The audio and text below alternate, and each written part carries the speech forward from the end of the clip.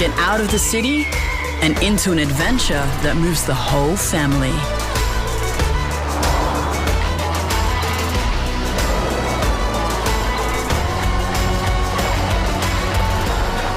Prepare to be moved.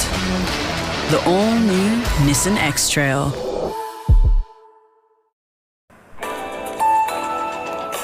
A LISTNR production.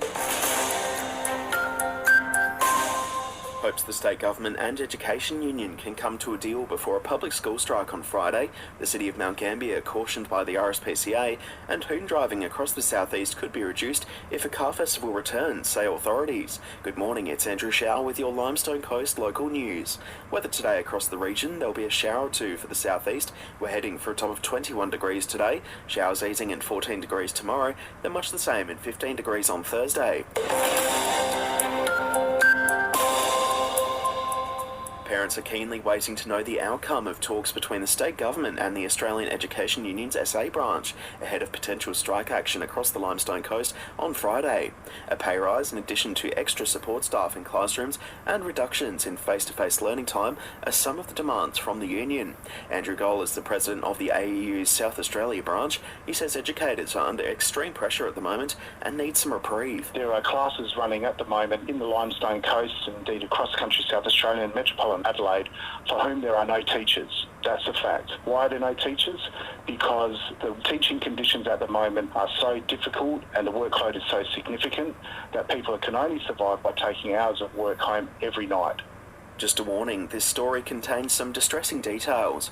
The City of Mount Gambier Council has been cautioned by RSPCA South Australia following an incident which saw a staff member reportedly euthanise a cat using a hammer.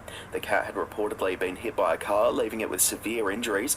However, rather than use the hammer, the RSPCA say the staff member should have taken it to a vet to be euthanised instead. The RSPCA's Carolyn Jones has told the ABC there was no malice involved, with Council reportedly set to make changes to its injured and deceased animals procedure in response to the incident. The return of the AutoFest Performance Car Festival to the Limestone Coast might just help reduce hoon driving. That's according to Mount Gambier councillor Jason Virgo. The event, which was canned over venue and noise and pollution concerns, hasn't been held since 2018. The calls come after footage emerged of a burnout on Millicent's Main Street last week. South Australia could run out of land within 30 years unless drastic changes are made to meet housing demands. That's come from a new landmark report finding we need another 300,000 homes by 2050. It also shows there's been an increase in single-person households, with the state's cohort increasing 78% in the past 30 years.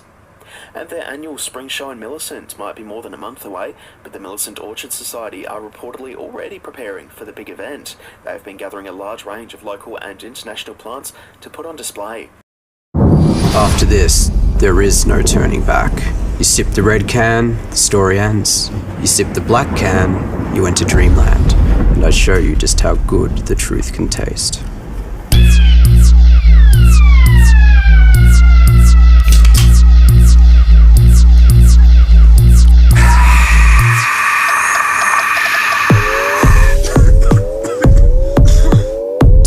Max Taste Challenge. Let's take a look at some sport now, and a big honour for Limestone Coast product and Crow skipper Jordan Dawson, despite their 2023 campaign coming to an end over the weekend. With plenty of impressive games under his belt throughout the year, Dawson, along with Taylor Walker, have been named in the AFL's All-Australian squad of 40 released overnight. Dawson averaged 27.1 disposals throughout the year, along with 5 marks and 3.8 of those per game, and his hopes now turn to selection night tomorrow, as the league's awards night ceremony gets underway tomorrow evening.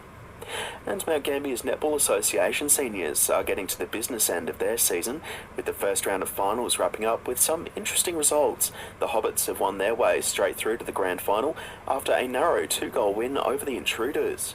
Meantime, the Saints will take on Intruders in a preliminary final this weekend after knocking out Amazons.